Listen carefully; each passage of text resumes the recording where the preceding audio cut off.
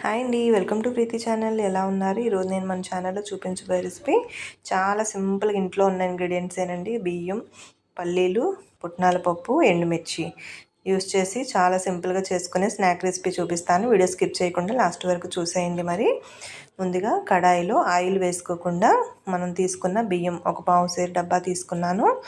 బియ్యాన్ని ఫ్రై చేసుకోవాలి. కొంచెం ఫ్రై అయిన తర్వాత పల్లీలు, ఎండుమిర్చి వేసి కొంచెం ఫ్రై చేసుకోవాలి. ఇవి కాస్త ఫ్రై అయ్యి కలర్ చేంజ్ అవుతుంది అనగా పుట్నాల పప్పును కూడా యాడ్ చేసి బాగా దోరగా ఫ్రై చేసుకోవాలి. ఇప్పుడు ఈ మిశ్రమాన్ని పల్లీలను తీసుకొని బాగా చల్లారిన తర్వాత మిక్సీ జార్లో వేసి పౌడర్ చేసుకోవాలి.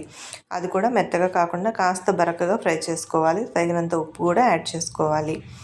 చూడండి, ఇట్లా సాల్ట్ యాడ్ చేసుకొని బరకగా ఆడిపెట్టుకున్నాం కదా. ఈ మిశ్రమాన్ని ఒక గిన్నెలోకి తీసుకోవాలి.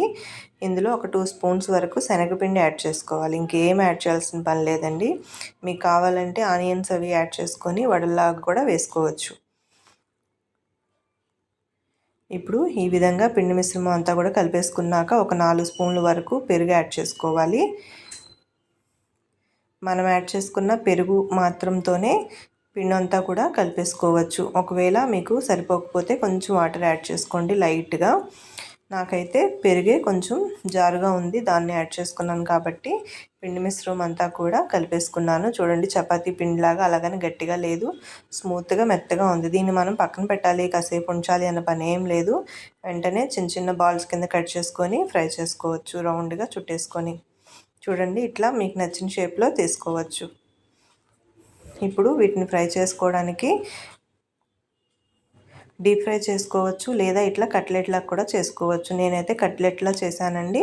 కొంచెం ఆయిల్ వేసుకొని వెడల్పుగా ఉన్న కడాయిలో ఇవన్నీ కూడా వేసుకొని మూత పెట్టేసి ఒక 5 నిమిషాల తర్వాత టర్న్ చేసుకోవాలి. ఇలా రెండు వైపులా కూడా బాగా కాల్చేసుకొని గోల్డెన్ కలర్ వచ్చి క్రిస్పీగా అయ్యే వరకు ఫ్రై చేసుకోవాలి. చూడాలి సరే, ఇట్లా కలర్ చేంజ్ అయ్యి లోపల వరకు ఫ్రై అవ్వాలి.